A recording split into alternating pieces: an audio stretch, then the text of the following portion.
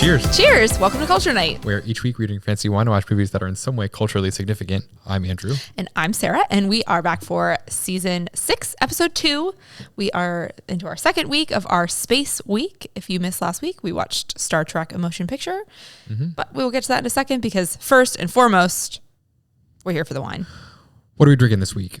This week we are drinking the 2020 Silver Reserve Zinfandel from Tobin James Cellars in Paso Robles, California.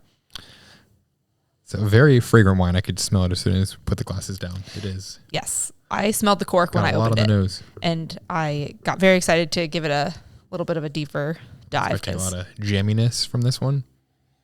Mm-hmm. It's, I think, 2 years newer than what we drank last week. Some, I almost get like a little bit of spice on the end, like a little bit of maybe nutmeg. So this is going to be a good fall wine. The Zinfandels always come out of nowhere. I say that every episode of our 50-some episodes. Did we have Zinfandel last week? I've been trying to remember, and I have absolutely no clue. Yes, we did. 2018 Silver Reserve Zinfandel. The bottle is still over there. Yeah. I think this one smells a lot more strong than the other one did. Significantly better than last week's. Let's give it a taste.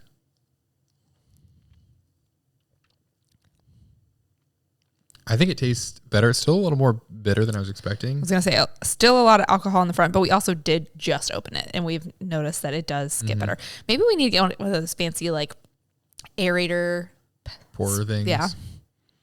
Or we can just, like, sip it like the sommeliers do, where they give a little ASMR to our fans. If you haven't watched that documentary on Netflix, I don't know, we watched it like 5 or 6 years ago. Got the sommeliers. Yeah, or maybe even more than that. It's very interesting. It still has like a spice to it. Almost like a cayenne spice. Not quite as jammy as I was expecting the taste. No. Turning more towards raisin territory.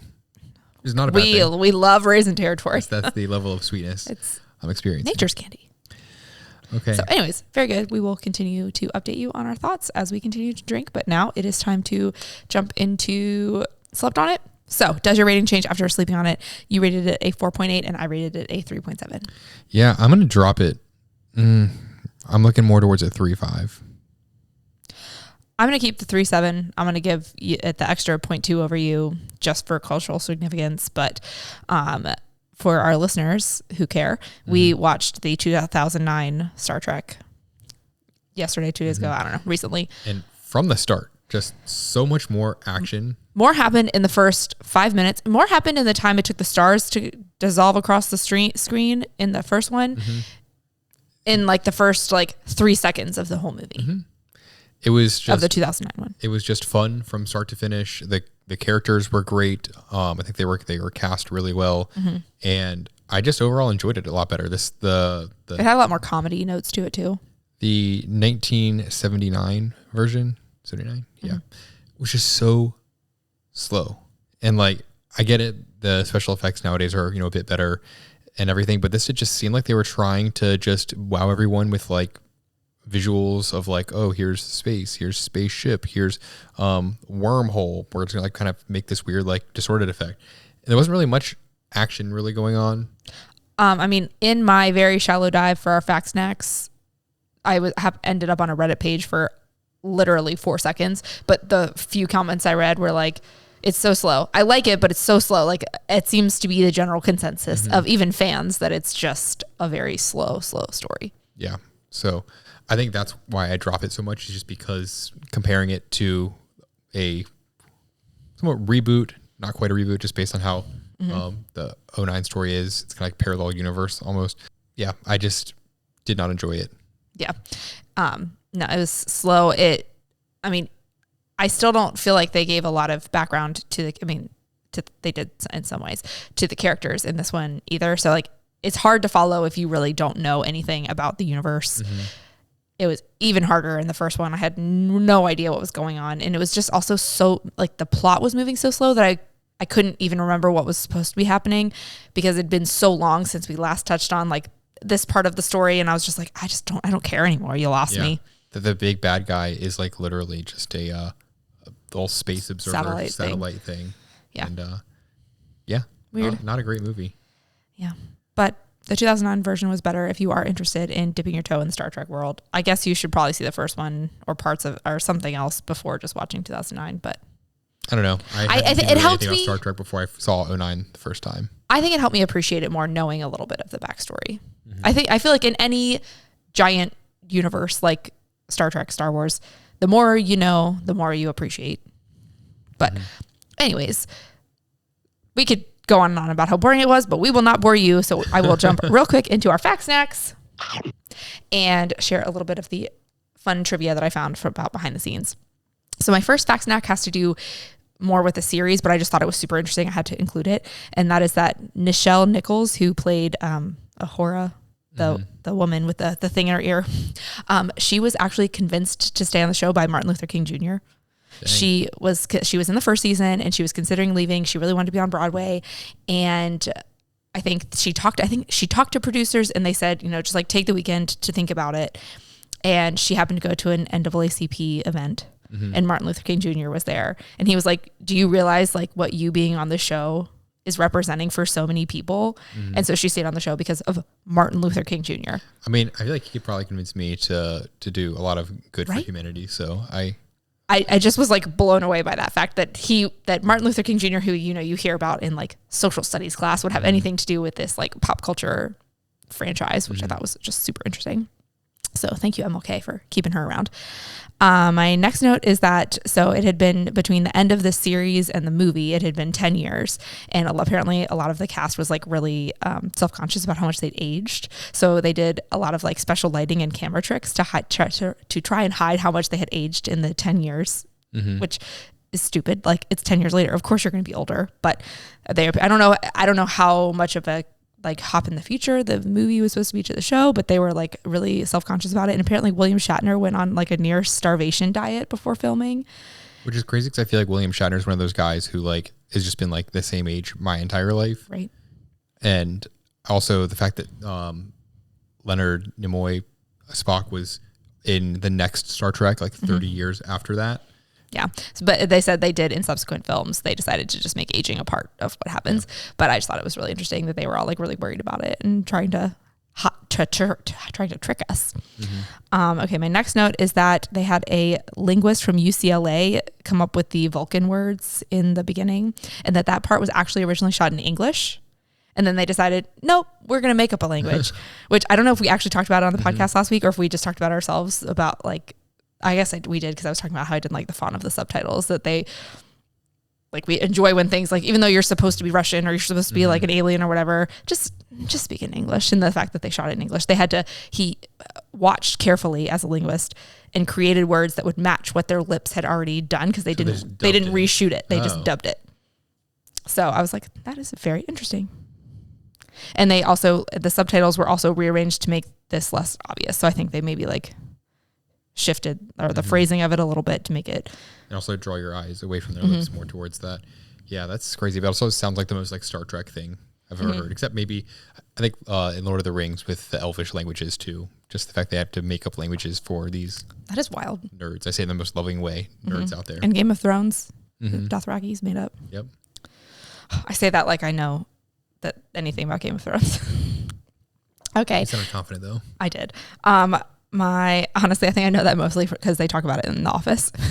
Everything you learn comes from the Office Ladies podcast. I know. No, from the show, not from the podcast. I listen to talk about your game. I do know a lot about production from The Office Ladies, though. So thank you, Office Ladies. And then my final fact snack is that Ahura's earpiece is actually the only original artifact from the series that they brought into the movie. And it was only because they realized nobody had made a replacement earpiece, and they really had to dig through storage of the prop department to find her earpieces from the show so that she had something for the movie. Dang.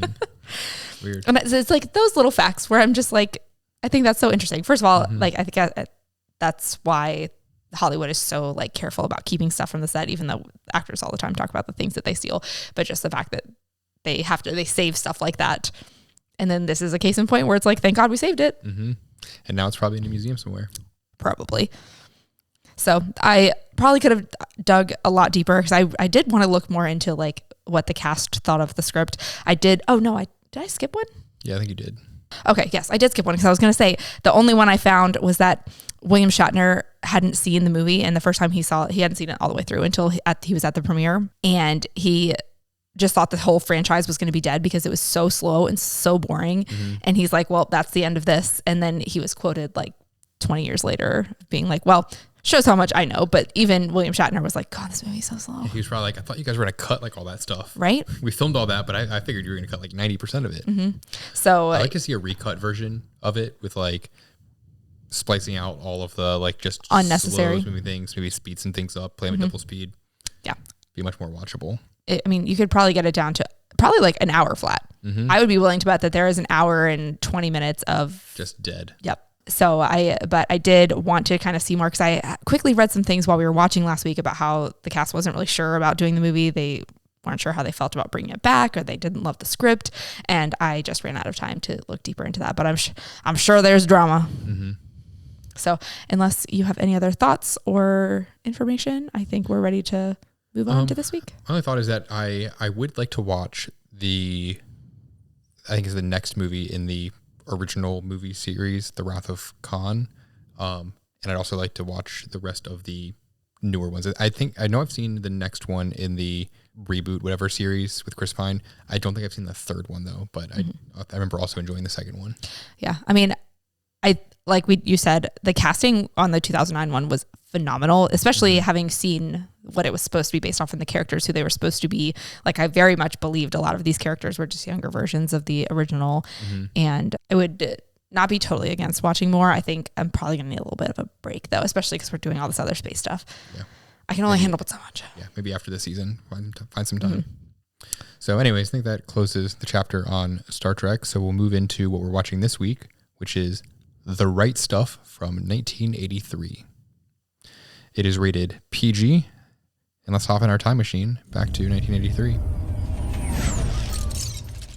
The sound effect is way more fitting for this season, just the spacey sounds. For sure. Same with our sci-fi season, but I like that. In 1983, the top three movies were Star Wars, Return of the Jedi, grossing $249 million, Tootsie, grossing $136 million, and Flashdance, grossing $90 million. So we've seen this list before back from our sci-fi season when we watched, or no, we haven't seen this one. Yeah, I don't think we've done this. None of these felt familiar for being the top, but I am not sure. No, because I feel like we've done one from 1983 before because Flashdance was on there. Maybe. I can look it up while you're reading the... Because we watched the Star Wars episode 4, but this one's that was episode 6, Return of the Jedi. Anyways, the top three songs released that year were Every Breath You Take by The Police, Billie Jean by Michael Jackson, and Flashdance, What a Feeling by Irene Cara? I don't know the pronunciation off the top of my head. Irene C. Have you seen The Right Stuff before? Nope. Have you? I have not. And I know not a thing about it. I know it's about astronauts. I tried really hard not to look at any of the images. It was just like a Google search. It's from 1983 and it's rated PG. Yeah. I also saw there's I think a lot of either like documentaries or extra like things about this particular thing. So I assume it's based on a true story. Probably similar to like Apollo 13, but I am excited to jump into it. Me too. Sorry, I was trying to look up our spreadsheet of all the movies and the years, but for some reason that hasn't been loading on my phone for like several weeks, and it just loads. Seen too many movies. Yep. So I can check on my laptop, but I will report back in part 2 about whether or not we've seen a 1983 movie. But I'm sure everyone's on the edge of their seat. Right. Just hang on through this like 10-second cut to the next scene. I will say, just commenting on the rating of this and Star Trek being rated G, I do feel like it would at least be rated PG. I don't think it really warranted 13. Yeah, it wasn't really scary or language or anything. I just think like G, like it has to be pretty nothing to be G. I mean, wasn't like Toy Story 2 G? I doubt it. Because I, as a former teacher, like we could only show G things and that we had to get like permission to show PG things. And it was a slim list of things that we were allowed to show. So I usually think of G rating things being like really, really, really basic stories. I'm not seeing it on here. Google letting me down. Toy Story 2? You just Googled it? It's not at the top? Toy Story 1 was G. Toy Story 2 was also G. Well, so I associate G rating with Toy Story, to be honest. Ratings are weird. That's what I've learned. I think the most from this is that, a rating. I'm going to guess that maybe this one is going to veer closer to PG-13. Yes. What would today be PG-13? So. I 100% agree with that. So anyways, with that, I am very excited to jump into this movie since we have truly no clue. Do we need to make any guesses? No. Okay. I think it's about astronauts. Yes. All right. So we will jump into the right stuff and we will catch you back in a little bit.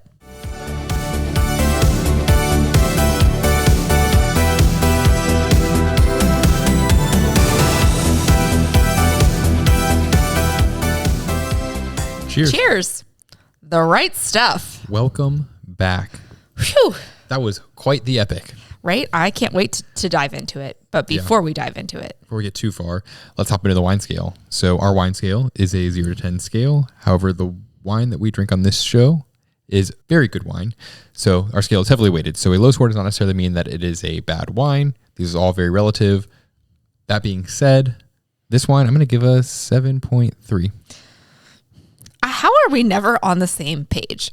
Because I feel like last week I was like, oh, I really like this wine. And you were like, no, didn't like it. And then this week I'm like, it was fine. And you're like, this is great.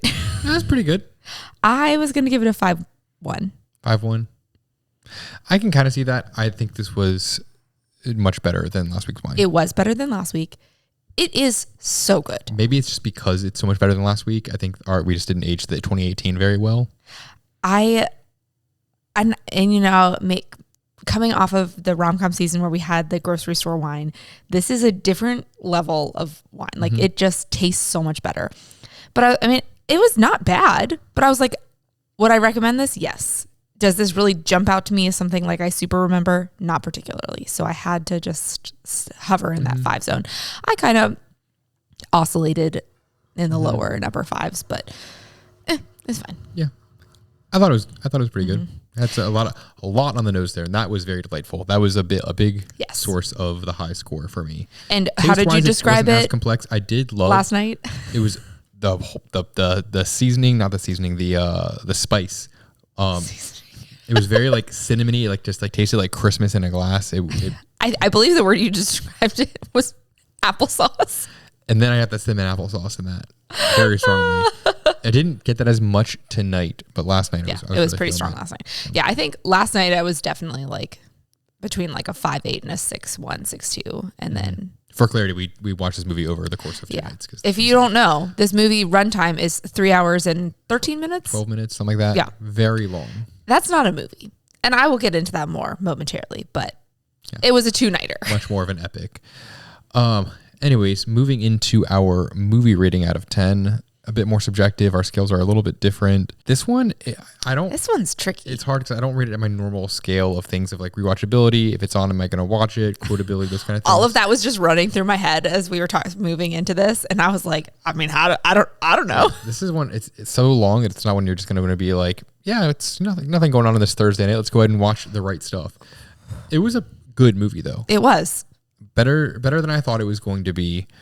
I'm going to rate it a 6.6. 6.4. Again, every time you start talking and you're even at all in the ballpark of me, I'm just willing you to say the same number. It was a good one. The higher scores are generally for the ones that I think are more rewatchable, more so than just the enjoyment and the cultural significance. I think this one was more like a recap of some cultural significance than it was like inspiring others. Agree. And I think that I liked seeing it. I'm not sure I'm going to go back and rewatch it probably ever again. I think it is a good fit for this season, for sure. I also really, about 30 to 40 minutes into this movie, decided this would be a really good miniseries. Like 2024, this would be like a 4 to 6 part miniseries. I think there are some things they would expand upon a little bit if they were like really committing to the miniseries thing. I think it could be at least 4 parts, if not 6, 7, if they really wanted it to be. And I think that that would be the easiest way to digest the information, because you are covering a lot of history, and it's actual stuff that happened. So I think that's a tricky part for me too. Angles that you can unpack with all of this of like the family life, the technology, the like actual struggle and fitness of it, the like cultural the competition impact, between the politics, everything. There's so much that I would go more that this should be like a series similar to For All Mankind, but more like actual reality based as opposed to like alternate reality. We love For All Mankind. Fantastic series. I mean, I honestly love hate because I love it because it is so good, but God, is it stressful. This, I really would love like a long-term series of kind of like starting with like the pilots and then moving into the beginning of the space race, then the Apollo missions, then like going on from there, like all the way up until more modern times, and just unpacking there's just so much that went into it. And I think because all of this happened before our lifetime, it is hard to process what that must have been like at the time. I mean, because the time period that we grew up in, like people had gone to space, like that was the thing. It was not maybe as prevalent as they thought it was going to be in the 70s, but it just was a thing. And then to think back and to like put yourself in the mindset of somebody in the 40s when they're doing they'll never reach Mach 2 or whatever they were going for, and then let me put myself in the mindset of the 50s of like we're trying to put humans outside of the earth, and just like that's such a hard thing to like put my brain into that I just would love to know more about it.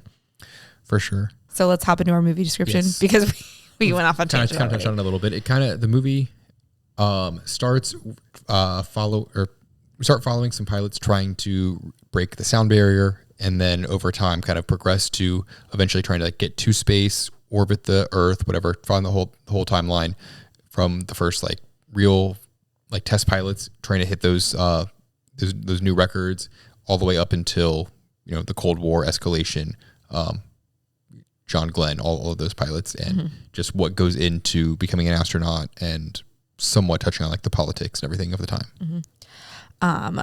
The description according to our TV, which is hard to read because it's like a black and white background with white text, so forgive me. As space race ensues, 7 pilots set off on a path to become the first American astronauts to enter space. However, the road to making history brings forth momentous challenges. It's glossing over a lot. I was really expecting something like the intrepid John Glenn.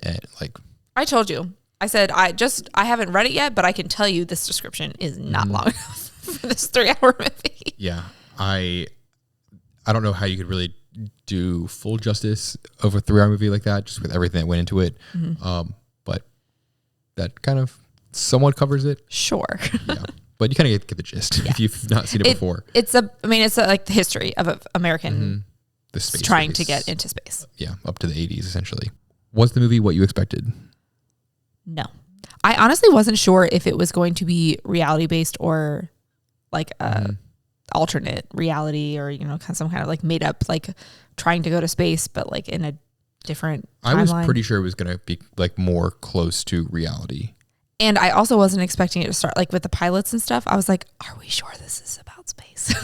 Like, I was sitting there like, I don't really know how we're going to get there. I know we got time to get there, but I wasn't really sure. I just knew you said someone recommended it to you. And I was like, okay, we're going to watch a 3-hour movie. And that's what I knew. So I knew it was based on or closer to reality. And my first note was from the first couple minutes of this was, is this a documentary? Did we accidentally set ourselves up to watch a 3-hour documentary about space? Because it very much kind of starts with that, like the footage and the voiceover narration.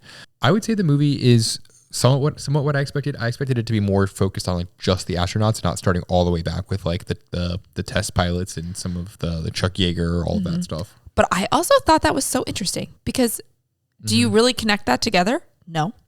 And the fact that quickly it escalated too. It quickly escalated, and that they were pulling pilots to be astronauts. It's not like people that were like, I'm going to be an astronaut. Astronauts weren't a thing. Like they had to pull somebody that was already doing something similar, and just like seeing it presented to me in video movie format was like, oh, that makes so much sense. But I hadn't really connected that together. Yeah. And showing that like during all this space race, the pilots were still like trying to push the limits and still trying to push those barriers. It was still useful to have really freaking fast planes and be able to go all supersonic, all that sort of stuff. Just a subset of them, specific ones, were kind of pulled out to be the astronauts, but they didn't stop everything else. How well did it age? I thought it aged pretty well. Yeah. I mean, it's about reality. Mm-hmm. I mean, I hate to use the term period piece because it's like an actual events that happened. So I don't know how you could change it. I mean, it was about the technology couldn't be any different. Like the content was period specific. Like, I think it's fine. Yeah, trying to think of like how it would be different now would be like maybe a little more, I don't know, I guess it was based on reality. I feel like a lot of the astronaut missions got a lot more dangerous. Like from watching For All Mankind, which obviously is alternate reality, there was a lot more accidents and death and all those mishaps. And this, it just kind of seemed like it was like, okay, he goes up. Is he going to be okay?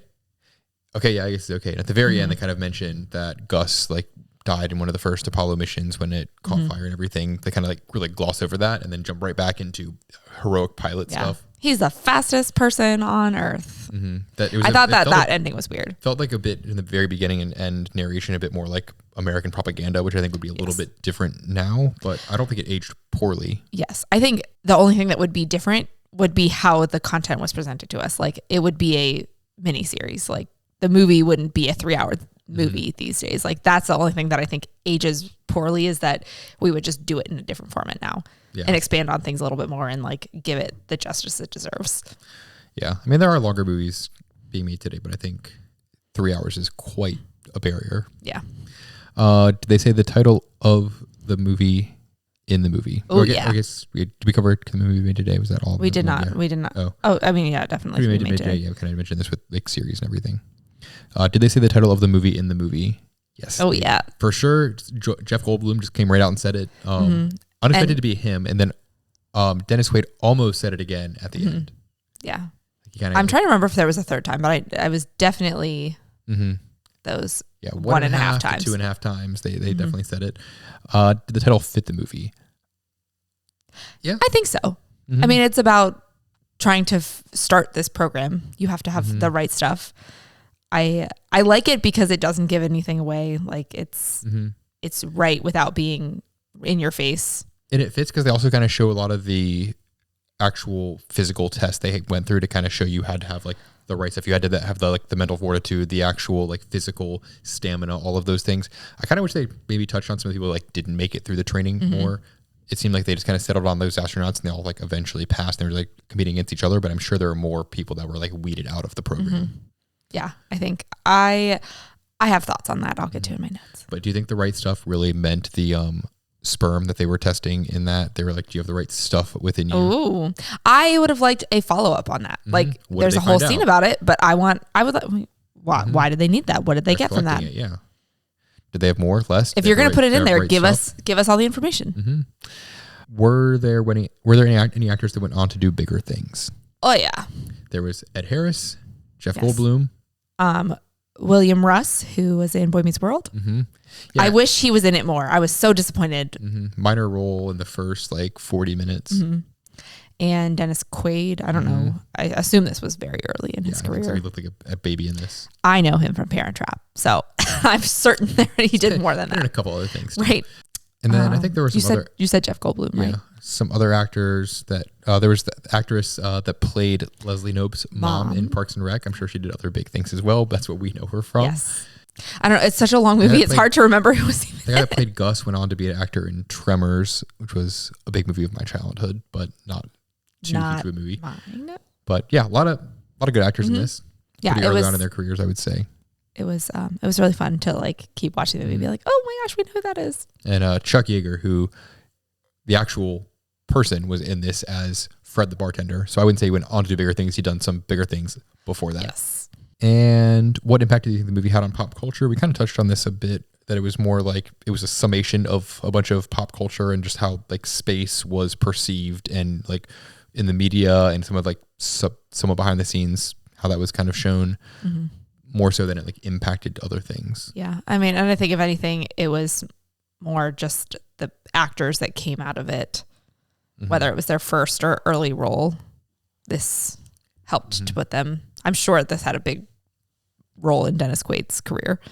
Yeah. I'd like to know if there were any like radical special effects things to kind of show them like in space and how much of that was some of the actual footage that they showed from the TV recaps in black and white.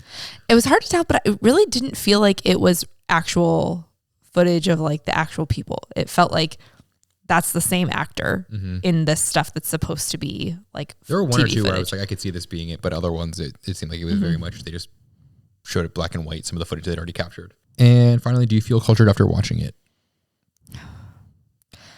Kinda, because I feel like I learned a lot. More so that I watched a documentary. Yes. Like I feel like it was very informative, and I think especially watching it so early on in the space season, I feel like space is hard because like we have some sci-fi that's like very much like not even like this reality stuff like the Star Trek.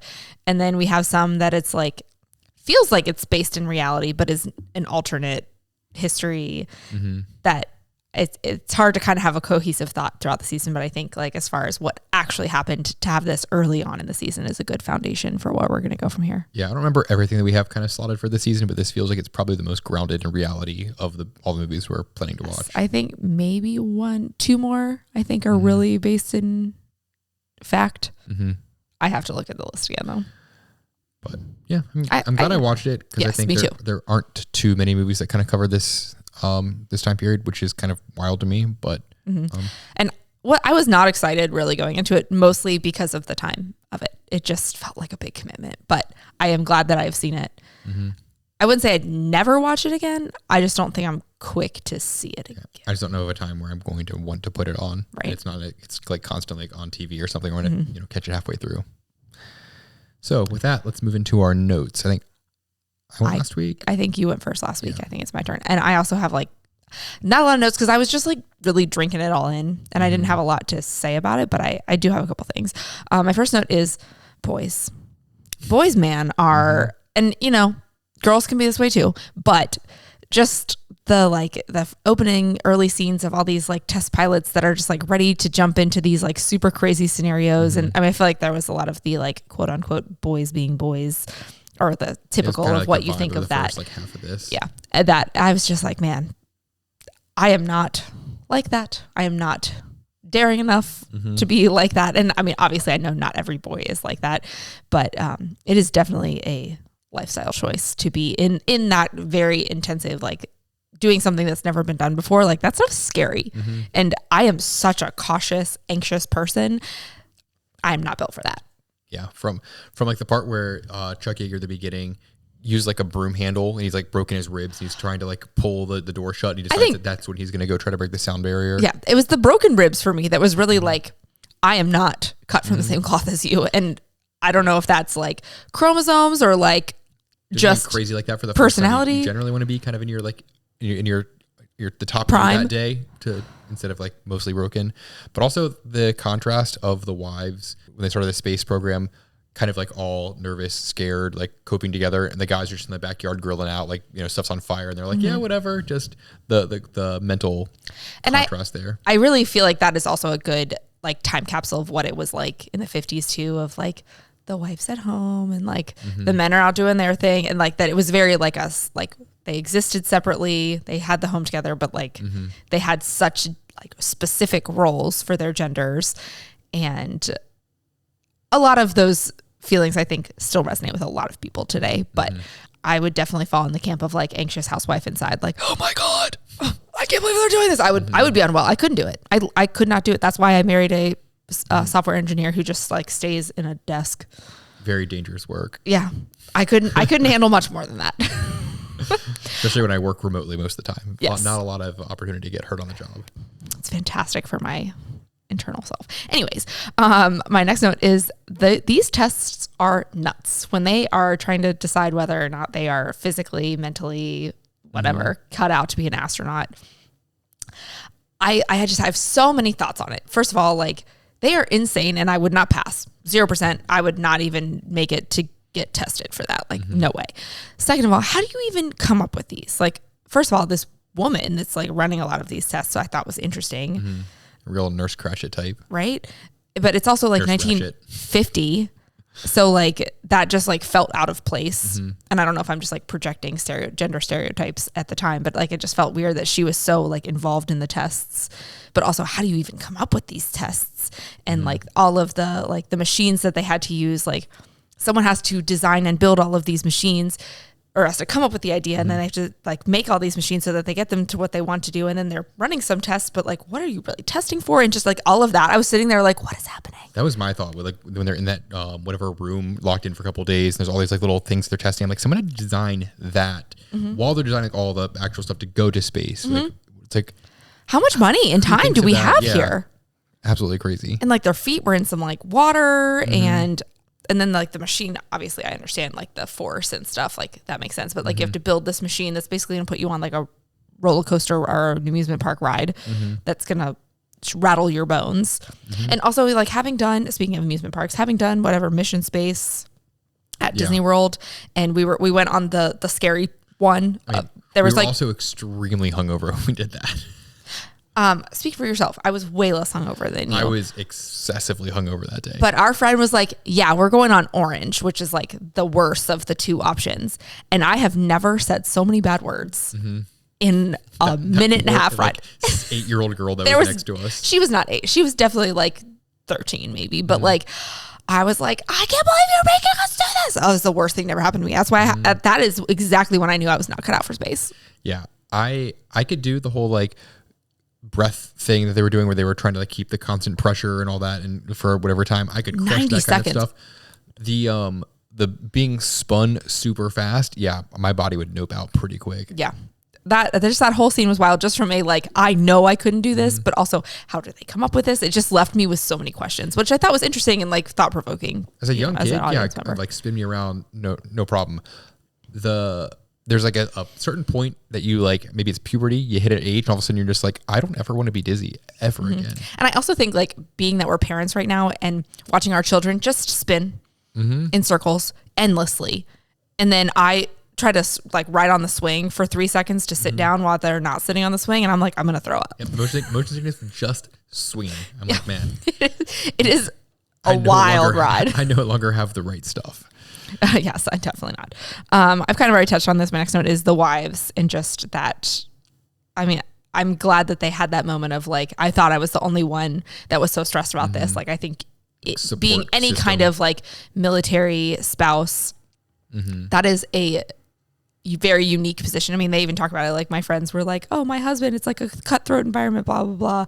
But like my husband literally could die anytime he leaves on a mission. Like I applaud everybody who is in the armed forces for sure, but like married to it too. That is a different level. Even like Chuck Yeager's wife was like, they don't have any kind of training for you to be married into this. And I think that almost even nowadays, that's something that I'm not shocked isn't like a series or something of like the wives of that, because I just feel like that mental. Well, isn't that like the Army Wives? Oh, that was that's true. That's true. I was thinking more of like the space. Yeah.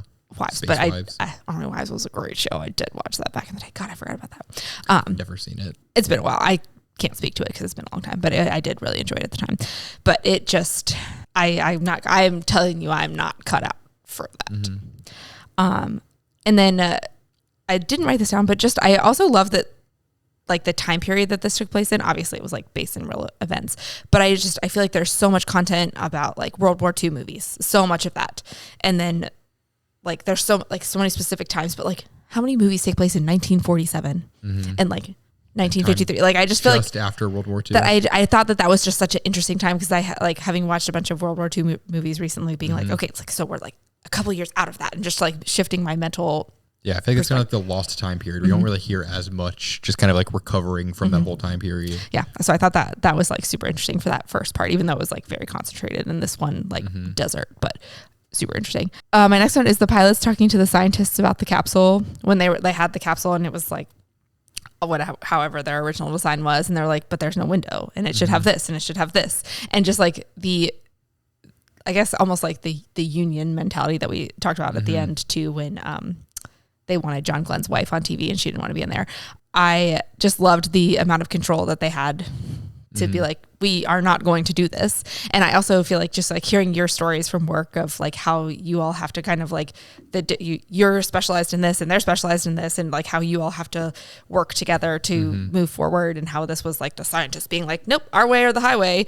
And they were like, we're going to hurl our bodies into space. We've got some stake in we this should have too. some say in this too. I thought that was just such it showed it really well, and I really enjoyed it. It was also kind of funny too. Yeah, but like, what would really be the point of setting a human up there if like they can't even see anything, right? Anyways, like, okay, you're in space, but you're like in this little like jar. Mm-hmm. And then I think too, then once they start actually sending them up into space and being like, oh my God, like the view in the clouds, or I can see the fireflies or whatever. I mean, that was super stressful, but just like when they were actually commenting on the view and just knowing like how they had fought for that view to be able to see it, I thought was super interesting. Okay. And then my final note is Chuck Yeager on the horse. I just thought that was so funny. Just like such a stark contrast of like, he wants to be the fastest man alive. He's going to ride on these planes and he's going to drive super, super fast and like fall out of the earth and like catch himself and like somehow still survive. And then we're sending people to space, but he's just still riding around on a horse. And that just feels like such a primitive method of transportation, especially given everything else that was going on in there. But I loved that contrast. Yeah, he can't even like fully master that horse because he like gets knocked off by something, and then he's like, "Yeah, I want to go tackle now." Oh my God, that was the most advanced machinery ever. I feel like you weren't looking right when it happened, but he got drilled by that tree. I mean, they were racing, and he just, straight backwards off the horse. I was like, oh my God, I think he's dead. But yeah, I think I was taking a note during that point. I need to go back and rewatch that little bit. It was quite a hit, but just like every time he would just like saunter up to the bar on his horse, I'm like, what is happening? But again, and I thought that was like almost like a, I don't know if metaphor is the right word, but just like something so beautiful in this, like just showing like how not far removed we were from like just using horses to kind of just putz around to that. Yeah, it was cars were still relatively new. Oh my God, that's so crazy, so crazy. All right, so that wraps up my notes. So my notes was, the first one was that, like I mentioned earlier, was thought I was watching a documentary at first. Next note was they mentioned that Chuck Yeager was making $238 per month, which in 1947 is equivalent to $4,038 a month or $48,456 per year. So not nothing, but not much for. So he would have made $48,000 a year as from the Air Force, would have just being there. So not very much, but it wasn't pennies like they were trying to make it seem, but marginally more than minimum wage. My next note was that this reminds me a lot of For All Mankind when they show the astronauts moving in and like getting into their house, and you hear like the planes all kind of like flying over. It reminds me of one of the first episodes of For All Mankind where like Gordo and Ed Baldwin are like flying their planes right over the house. I remember Trace going, "Daddy's home," as like the planes go flying over. Oh my God, yeah, I remember that. I got a lot of flashbacks to like the way they framed that. I wouldn't be surprised if that was kind of like inspired by that. I know the movie also, or the show also was inspired by Gordo and his wife, kind of inspired Gordo and Trace in the actual For All Mankind series. And I'm just going to take a quick second to say, if you have not watched For All Mankind on Apple TV, just stop, watch at least the first season, but all 4 seasons. You're going to be hooked right away. It is fabulous. It's very stressful. We've referenced it a lot already in the however many seasons. We talk about it all the time. It is so good. It's so good. Each episode is uniquely stressful. Yes, 100%. You're never ready for it. My next note was there were some real artsy shots with the beer and the flames, like showing the like drinking the beer, and you kind of see like the plane taking off. Yeah. And there was like some flames after that showing. I was like, that's cute. They're like really trying to push some cinematography here. Yeah, they kind of alternate between like we're just focusing on like the reality and the like telling a story, and then also there's like a couple scenes of full on artsy.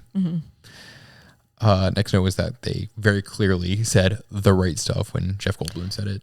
And when I tell you, he gets so excited when they say the title of the movie. I mean, he just like lights up like a kid on Christmas. Yes, he's like, yes, so cute. That sperm scene, just. They're just sitting there in a stall, just all kind of humming to each other. We touched on, I don't really know the purpose. They don't really mention it after that. Just kind of seemed really out there. I think that very clearly would bump it up from a PG rating to a PG-13 rating. Yeah. I mean, also to touch on the rating thing, definitely would be at least PG-13 by today's standards. Nothing specifically jumps out. It just feels like the mood of it is not something super appropriate. With the pasties at the end. Oh yeah. Just the overall stress and alcohol and everything, I feel like was a bit more than. I wouldn't watch it with my young child. Definitely not. But yeah, I thought that like we've touched on, they didn't give enough information afterwards. Like we like follow up on it at least. But I mean, I do also understand like we're going to test your blood. We're going to look at stuff. But also like how much did they know to test in sperm in 1950? Right. And that's what like it's so hard to like be like this was so long ago. Like what was technology like? What did they understand that long ago? I feel like half of it was like we want to see if they've got some sort of like mental fitness, make sure they have no like real issues, and half of it was kind of like we're just going to study these people so that we can study future people and see like how they compare and what this really means compared to like the average population. Like are they this great because they've got like crazy testosterone off the charts or crazy lung capacity? Like what makes them good at what they do? That it might have been more research than like tests like to actually make sure they're fit. Yeah. My next note was they mentioned that the astronauts were going to make $500,000 over 3 years, split 7 ways. We did a quick pause because we were like, we are going to do this math. Which comes out to $23,809.52 per year in that 1953 or whatever that year was, which equates to $257,565.01 per year. Nowadays. So it's not nothing. It's a good amount of money. Like, don't get me wrong. I personally wouldn't risk my life and everything for that. It would have to be a bit more than that. Yes.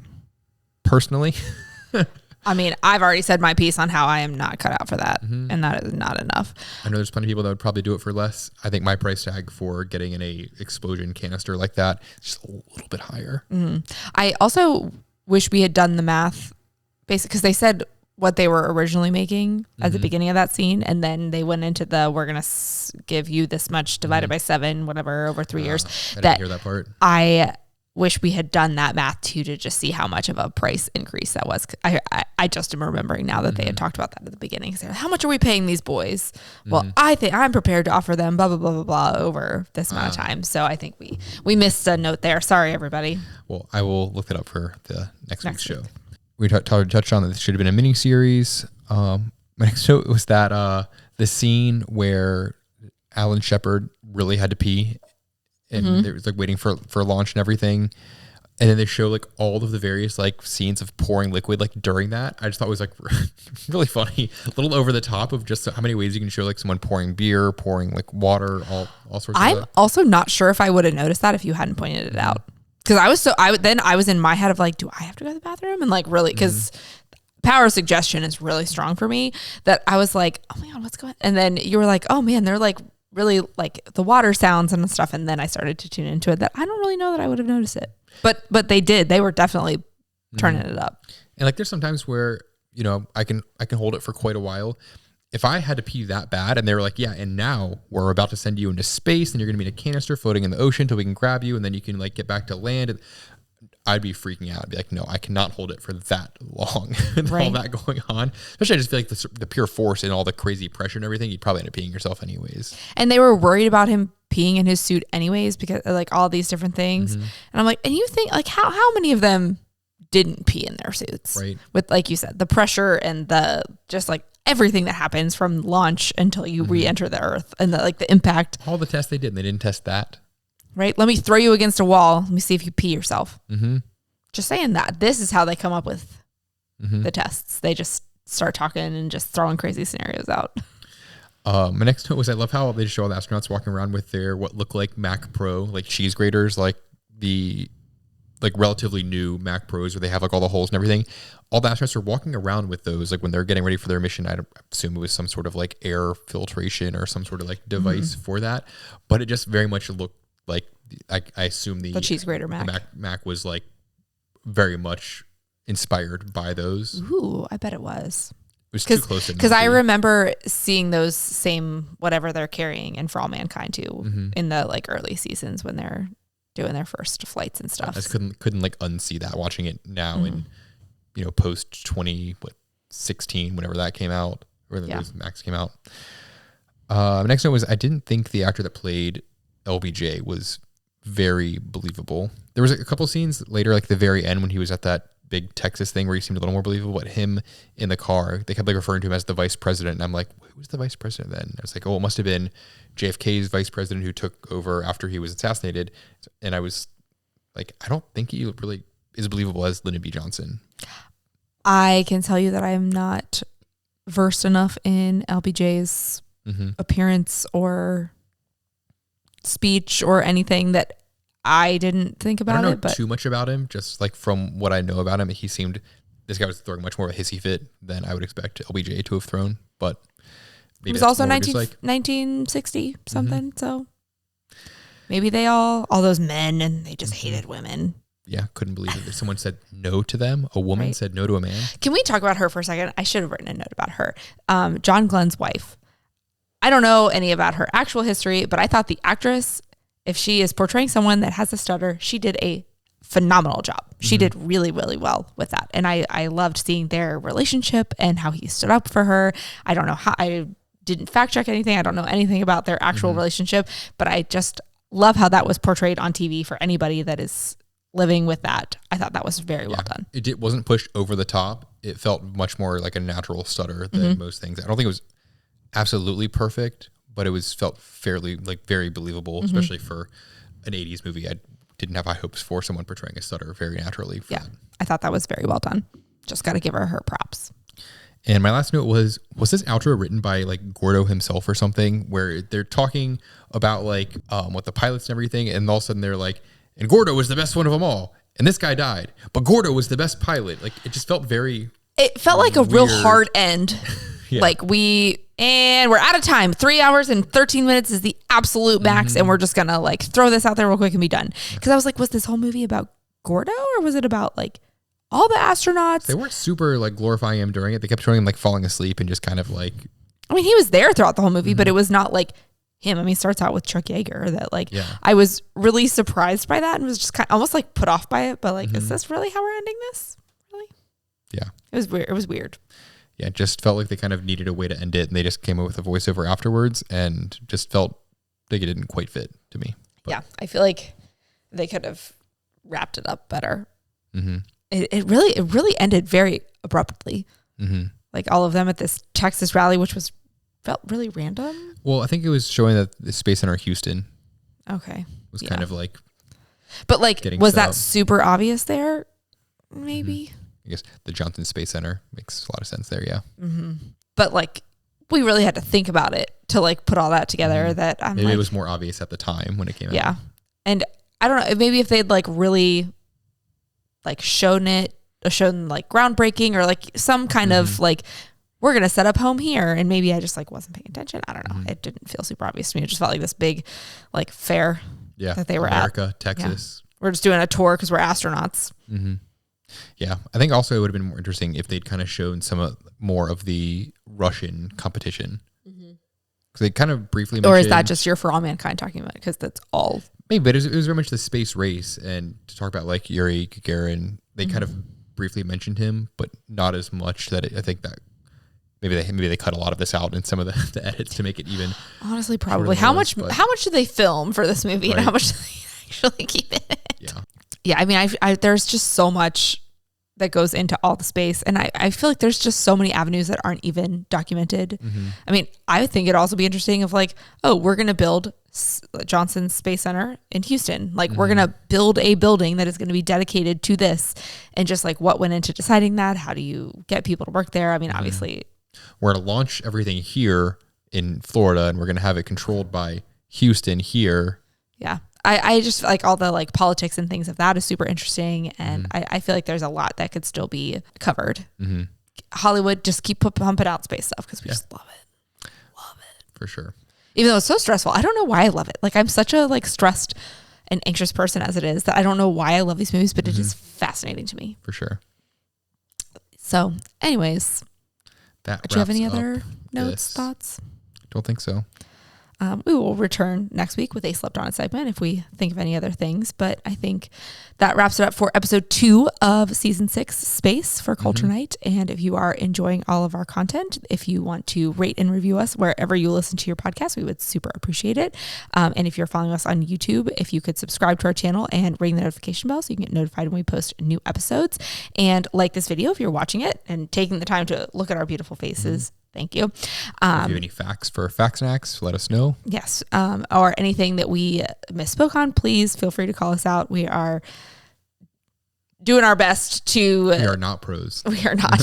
It is late. We are parents. We are tired. We are just here talking about movies, hanging out together, and enjoying some good wine. So if you have anything to share or to add to any of our commentary, please feel free to leave us a comment, or you can send us a message on Instagram. You can follow us at Culture Night Pod, or you can send us an email at culturenightpod@gmail.com. I think that covers all of the bases for that social stuff. So thank you so much for watching tonight's episode, and we will be back next week with more space. Bye. Bye.